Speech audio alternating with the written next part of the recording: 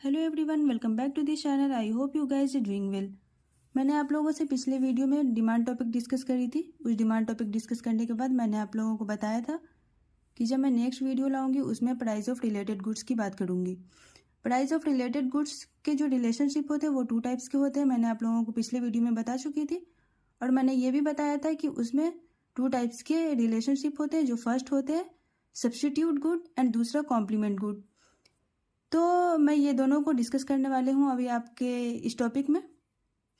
इससे पहले मैं आपको बता दूं कि अब इन दोनों के बीच अगर सब्स्टिट्यूट गुड का प्राइस इंक्रीज होता है तो मेन गुड के डिमांड पर इसका क्या इफेक्ट पड़ेगा उसको मैं आपसे डिस्कस करूंगी। और अगर कॉम्प्लीमेंट गुड का प्राइस इंक्रीज होता है तो मेन गुड के डिमांड पर इसका क्या इफेक्ट पड़ेगा उसको भी मैं आप लोगों को बताऊंगी। देखिए प्लीज़, सबसे पहले सब्स्टिट्यूट गुड के प्राइस की बात कर रही हूँ तो सबसे पहले हमें यह जानना ज़रूरी है कि सब्स्टिट्यूट गुड होता क्या है। तो ये मैं आप लोगों से भी डिस्कस करूंगी। मैंने आप लोगों के लिए ये नोट्स मैंने पहले से ही तैयार किया हुआ है, आप लोग देख पा रहे होंगे इस वीडियो में। मैं नोट्स पहले से रेडी कर लेती हूँ इसलिए कि ताकि आप लोगों को कोई प्रॉब्लम ना हो। और ये सामने है आप लोगों की इस वीडियो में, आप लोग चाहें तो इसको नोट कर सकते हैं। और उम्मीद करती हूँ कि ये वीडियो आप लोग को क्लियर दिख रहे होंगे, नोट करने में कोई प्रॉब्लम नहीं होगी। ये मैंने नोट्स इंग्लिश में रेडी किए, इसको मैंने इंग्लिश में लिखा है, तो आप लोगों को ऐसे भी कोई प्रॉब्लम नहीं है। मैं इसका हिंदी भी बताऊंगी, जो बच्चे हिंदी में अगर इसको लिखना चाहते हैं तो हिंदी में लिख सकते हैं। और मैं आपको हमेशा ये बताऊं कि जो हमारा इकोनॉमिक सब्जेक्ट होता है ना, जब भी हम एग्ज़ाम देते हैं तो हम कभी भी हिंदी में, मैं मना नहीं कर रही कि हिंदी में नहीं लिखें, लेकिन मैं ये आपको एडवाइस दूंगी कि आप जब भी हिंदी भी लिखें अगर, तो उसमें कुछ कुछ पॉइंट ऐसे होते हैं जो आप इंग्लिश में उसको यूज़ करें। उससे क्या है, आपकी कॉपी उसको बेहतर बनाती है। जब एग्जामिनर आपकी कॉपी चेक करेंगे ना तो वो आपके जो लिखने का तरीका होता है वो जब आप वो देखेंगे सब, तो वो उसमें आपको अच्छे मार्क्स आने की उम्मीद है। और मैंने जिस टाइप से मैंने नोट्स रेडी करती हूँ, अब ये पॉइंट्स दिया करे वहाँ पे इंग्लिश में। हिंदी में लिखने वाले बच्चों के लिए मैं बोल रही हूँ कि तो भी आप इंग्लिश थोड़ा थोड़ा यूज़ किया करें उसमें क्या है ना, कॉपी और अच्छी बेहतर दिखती है। तो मैं इसलिए आप लोगों से बता रही हूँ।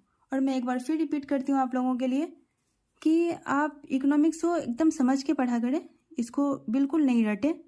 ये रटने वाला सब्जेक्ट नहीं है, मैं आपसे बार बार बोल रही हूँ। और मैं उम्मीद करती हूँ कि मैं जो समझाऊंगी आपको, मैं जो डिफाइन करूँगी वो आपको समझ में आएगी। और हमेशा जब भी आप एग्ज़ाम दें तो जब आपने उसको आंसर करनी है तो उसको आप हमेशा अपने लैंग्वेज में उसको डिफाइन करने की कोशिश करें। उससे आपकी कॉपी बेहतर दिखेगी और वो आपके मार्क्स अच्छे आएंगे उसमें। तो चलिए मैं इस टॉपिक को कंटिन्यू रखती हूँ। जो मैं आप लोगों के सामने मैंने नोट्स यहाँ पे रखा हुआ है, यहाँ पे जो हमने नोट्स रेडी की है वो सब्स्टिट्यूट गुड है। इसका मैंने बहुत छोटा सा डिफिनेशन दिया है, तो उम्मीद करती हूँ कि आप लोगों को अच्छे से दिखेंगे और समझने में आसानी होगी। तो यहाँ पे मैंने लिखती हूँ कि it can be use at the place of other. यहाँ पे मैंने एग्जाम्पल दिया है टी एंड कॉफ़ी। यहाँ पे बोलने का मेरा मतलब ये है कि यहाँ पे चाय और कॉफ़ी जो है ये आप अगर किसी वजह से अगर आप चाय यूज़ कर लेते उसकी जगह पे तो भी ठीक है, और या फिर कॉफ़ी की जगह पर आप चाय यूज़ कर ले या चाय की जगह पर कॉफ़ी यूज़ कर ले, ये यूज़ किया जा सकता है। यहाँ पे मैंने दूसरा डिफिनेशन दिया है, substitute goods are those goods which can be used in place of another goods and give the same satisfaction to a consumer. मैं यहाँ पे आपको आराम आराम से बताती हूँ, एक एक वर्ड करके बताती हूँ, जिससे मैं आप लोगों को लिखने में प्रॉब्लम नहीं हो। आप मेरी वॉइस को भी नोट कर सकते हैं। वैसे यहाँ पे आपके सामने नोट्स, आप इससे भी नोट कर सकते हैं। तो मैंने यहाँ पे डिफ़ाइन किया आपको। मैं इसका आप लोगों को हिंदी भी बता दूँगी, तो जो बच्चे इसको हिंदी में लिखना चाहते हैं वो हिंदी में लिख सकते हैं। तो मैं इसका हिंदी बोल रही हूँ सब्स्टिट्यूट गुड का। इसका मैं हिंदी बोल रही हूँ, आप लोग हिंदी नोट करने वाले अगर कोई बच्चे हैं तो हिंदी में नोट करें इसको। स्थानापन्न वस्तुएं वे वस्तुएं हैं जिनका उपयोग किसी अन्य वस्तुओं के स्थान पर किया जाता है। जैसे मैंने अभी बताया था, चाय की जगह पे कॉफ़ी या कॉफ़ी की जगह पे चाय। और उपभोग की वस्तुओं की समान संतुष्टि देता है, जो उसको यूज़ कर रहा है उसको सेम सेटिस्फेक्शन मिल रहा हो, कंज्यूमर को, उपभोक्ता को। ये मैंने लिखा है। आई रिपीट अगेन, मैं एक बार फिर बोल देती हूँ हिंदी में। स्थानापन्न वस्तुएं वे वस्तुएं हैं जिनका उपयोग किसी अन्य वस्तुओं के स्थान पर किया जा सकता है और उसका उपभोग की गई वस्तुओं की समान संतुष्टि देता है। यह आप लोग को समझ में आ गया होगा। मैंने इंग्लिश में भी बोल दिया रिपीट करके, मैं उसको एक एक वर्ड करके मैं बताई हूँ, तो जिससे आप लोगों को लिखने में आसानी होगी। यहाँ पे मैं आप लोगों से बताना चाहती हूँ कि ये जो हमारा सब्स्टिट्यूट गुड है, इसमें बोलने का मतलब ये मेरा ये था कि अगर आप हैबिचुअल नहीं है तो आप चाय की जगह पर कॉफ़ी यूज़ किया जा सकता है या कॉफ़ी की जगह पे चाय यूज़ किया जा सकता है। ये मैंने बोल दिया। अगर आप हैबिचुअल नहीं हैं तो आप चाय की जगह पे कॉफ़ी यूज़ कर सकते हैं या कॉफ़ी की जगह पे चाय यूज़ कर सकते हैं। यहाँ पे मैंने आपको यहाँ पे बता चुकी हूँ, मैंने पी और यहाँ पे टी जो दिया ये मैंने टी का ये दिया, यहाँ पे सी लिया कॉफ़ी के लिए। मैंने यहाँ पे आपको ये जो मैंने आप लोगों को दिखाया है, तो यहाँ पे मैं आपको बता दूँ, मैं आपको एक एग्जाम्पल के तौर पे मैं आपको समझा रही हूँ कि अगर हम मान लेते हैं कि price of tea is equal to 5 rupees and price of coffee is equal to 10 rupees. अगर यहाँ पे चाय का दाम 5 रुपया है और यहाँ पे कॉफ़ी का दाम 10 रुपया है, तो आप ये देख रहे हैं कि ये चाय का दाम जो है और ये चाय के दाम से कॉफ़ी का दाम पहले से ही बढ़ रहा है। तो मैंने यहाँ पे ना इंक्रीज़ का यहाँ पे साइन दिया है, यहाँ पे इंक्रीज़ हो रहा है, यहाँ पे ES डाल देते हैं तो आप लोगों को ज़्यादा समझ में आएगी। यहाँ पे इंक्रीज़ हो रहा है, ये बढ़ रहा है। फिर मान लेते हैं कि प्राइस ऑफ टी जो मैंने 1 यहाँ पे दिया आप लोगों को समझने के लिए इज इक्वल टू 8। यहाँ पे price of coffee is equal to 10। ये तो कॉफ़ी का जो प्राइस है, दाम है, ये पहले से ही 10 रुपया है। यहाँ पे क्या है ना, चाय का दाम यहाँ पे बढ़ गया है 3 रुपया। ये 5 रुपया था पहले, अब 8 रुपया है। तो देखिए जब चाय का दाम बढ़ रहा है, मैंने यहाँ पे लिख दिया, यहाँ पे जब चाय का दाम बढ़ रहा है, प्राइस ऑफ टी जब यहाँ पर बढ़ रही है, तो प्राइस ऑफ कॉफ़ी यहाँ पे 10 रुपये है, ये पहले से ही महंगी है। तो जो लोग हैं ना, जो किसी मजबूरी की वजह से वो महंगी की वजह से कि चाय कॉफ़ी महंगी है, चाय सस्ती है, तो चाय यूज़ कर रहे होंगे, तो उनको क्या लगेगा ना कि ये तो 3 रुपया महंगा हो गया है, तो ये 8 रुपये में अब चाय पियेंगे, यहाँ पे 10 रुपये में कॉफ़ी मिल रही, तो उनको ये लगेगा कि ये तो अब 2 रुपये ही महंगा है, तो हम कॉफ़ी भी यूज़ कर सकते हैं, कॉफ़ी भी पी सकते हैं। जो लोग मजबूरी की किसी भी प्रॉब्लम की वजह से सिर्फ चाय पी रहे हैं महंगी की वजह से कि कॉफ़ी महंगी है, तो यहाँ पे वो 2 रुपये जो महंगी उनको लगेगी ना, वो ज़्यादा महंगी नहीं लगेगी, इसलिए कभी वो चाय पी लेंगे, कभी वो कॉफ़ी पी लेंगे, एक दूसरे की जगह पे वो किसी भी चीज़ को ले सकते हैं।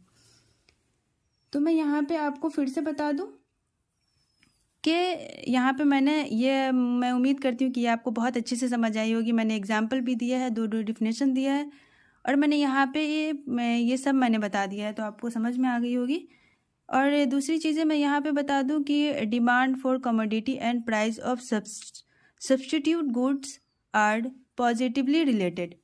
ये जो होता है ना सब्स्टिट्यूट गुड्स, ये हमेशा पॉजिटिव रिलेशन होता है इसका, इसलिए मैंने लिख दिया। ये ऑब्जेक्टिव में भी आ सकते हैं, और अगर आपको सिर्फ सब्जेक्टिव में अगर आपको लिखने हैं तो ये तो आप पूरे ही लिखेंगे अच्छे से, तो आपके बहुत अच्छे मार्क्स आएंगे।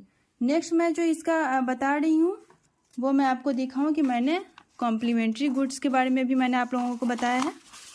तो यहाँ पे मैं आपसे बता दूँ, ये आप लोग को दिख रहा होगा अच्छे से, यहाँ पे मैंने दूसरा कॉम्प्लीमेंट्री गुड्स दिया है।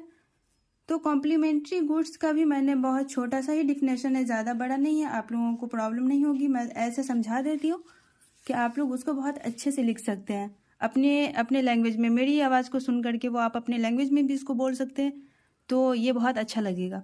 तो यहाँ पे मैं दिखा दूँ कॉम्प्लीमेंट्री गुड्स, यहाँ पे मैं इसका डिफिनेशन बोल देती हूँ, फिर मैं इसका हिंदी भी बोलूँगी। जो बच्चे हिंदी लिखना चाहते हैं वो हिंदी में भी लिख सकते हैं इसको। तो complementary goods are those which are useless in the absence of another goods and which are demanded jointly। यहाँ पे मैं बता दूँ कि इसका मैं हिंदी बोल देती हूँ कॉम्प्लीमेंट्री गुड्स का, आप लोग कंफ्यूज नहीं होंगे, फिर मैं आपको एग्जांपल समझाती हूँ। तो मैं बता दूँ कि पूरक वस्तुएं वे वस्तुएं होती है जो अन्य वस्तुओं के स्थान के अभाव में बेकार होती है, जिनकी मांग संयुक्त रूप से की जाती है। एक बार और मैं हिंदी बोल देती हूँ, पूरक वस्तुएं वे वस्तुएं होती है जो अन्य वस्तुओं के अभाव में बेकार होती है, जिनकी मांग संयुक्त रूप से की जाती है। मैंने यहाँ पे एग्जाम्पल पेन एंड रिफिल का दिया है, क्योंकि आप लोग सब जानते हैं, ये मैंने बहुत इजी एग्जांपल दिया है कि पेन एंड रिफ़िल। ये देखिए आप, ये पेन है हमारा, ये मेरे हाथ में पेन भी है, तो मुझे एग्जांपल देना बहुत ईजी लग रहा है। तो ये पेन है और इसके अंदर जो रिफ़िल है, ये दोनों बिल्कुल जॉइंटली चलने वाली चीज़ें हैं। या तो मैं पेन से अगर रिफ़िल निकाल देती हूँ तो ये पेन बिल्कुल यूज़लेस है, ये किसी काम का नहीं है। और अगर सिर्फ मैं रिफ़िल रखती हूँ और पेन को हटा देती हूँ तो भी वो यूज़लेस है। और इसमें मैं दूसरा एग्जांपल देना चाहूँगी, ये रिफ़िल और इसका इंक ले लें। और थर्ड मैंने एग्जांपल देना चाहती हूँ पेट्रोल एंड कार। अगर आप पेट्रोल के बिना कार नहीं चला सकते, कार के बिना पेट्रोल नहीं यूज़ कर सकते, ये फिर जो भी होती है दोनों एक दूसरे के बिना यूज़लेस होती है। ये बिल्कुल वैसे ही जॉइंटली चलने वाली चीज़ें हैं, इसलिए मैंने आप लोगों को बताया है। यहाँ पे आप देख सकते हैं कि किसी एक चीज़ की वजह से, अगर मैं यहाँ पे रिफ़िल की बात करूँ या पेन की बात करूँ, पेन जो है हमारा वो अगर उसका दाम बढ़ रहा है, इंक्रीज़ हो रहा है, तो ये जो रिफ़िल है ना, ये बिल्कुल यूज़लेस है, इसका कोई काम नहीं है, इसकी क्वांटिटी डिमांडेड जो ये घट जाएगी। तो यही मैंने आप लोगों को यहाँ पे बताया है। उम्मीद करती हूँ आप लोग को बहुत अच्छे से समझ आई होगी। और मैं यहाँ पे चाहती हूँ कि ये जो मैं इसका लिखी हूँ, यहाँ पर मैंने जो भी एग्जांपल दिया, ये उम्मीद करती हूँ कि आप लोग को बहुत अच्छे से समझ में आ गई होगी। उसके बाद मैं ये आपको बताना चाहती हूँ कि यहाँ पर मैंने लिखी है, there would always exist an inverse relationship between price of complementary goods and demand for given commodity. यहाँ पे आप देखिए, यहाँ पे ये इन्वर्स रिलेशनशिप होता है, ये मैंने पहले से ही लिखा हुआ है आपको, ये आपको समझ में आ रही होगी। मैं इसका हिंदी बता देती हूँ, जो बच्चे इसको हिंदी में लिखना चाहते हैं वो उसको हिंदी में लिख सकते हैं। इसका हिंदी होता है, पूरक वस्तुओं की कीमत और दी गई वस्तुओं की मांग के बीच हमेशा इन्वर्स रिलेशनशिप होता है। यहाँ पे मैंने इन्वर्स रिलेशनशिप लिखा है। तो पूरक वस्तुओं की कीमत और दी गई वस्तु की मांग के बीच हमेशा इन्वर्स रिलेशनशिप होता है। ये आप लोग बहुत अच्छे से समझ गए होंगे। नेक्स्ट मैं आपको बताना चाहती हूँ कि यहाँ पे मैंने पहले से ही लिखा हुआ है। नेक्स्ट वीडियो में मैं आपसे डिस्कस करूँगी market demand and market demand function. ये मैंने पहले से लिख दिया है और ये मैं आपको नेक्स्ट वीडियो में बताऊँगी। मैं वीडियो को ज़्यादा लंबा नहीं करना चाहती, ताकि आप लोगों को अच्छे से समझ में आए। छोटे वीडियो रहेंगे तो ये आप लोग बार बार इसको रिपीट करके देख सकते हैं, इसलिए मैं छोटा वीडियो बनाती हूँ। अगर आप लोगों को कोई प्रॉब्लम हो, कुछ समझ में नहीं आए, तो आप प्लीज़ मुझे कमेंट करें और आप मुझसे पूछें, मैं ज़रूर आपका रिप्लाई करूँगी। तो इस वीडियो को मैं यहीं पे एंड करती हूँ। और अगर मेरा वीडियो अच्छा लगा हो तो प्लीज़ लाइक कीजिए, शेयर कीजिए अपने फ्रेंड के साथ और सब्सक्राइब कीजिए और कमेंट कीजिए अगर कोई प्रॉब्लम हो तो। Thank you.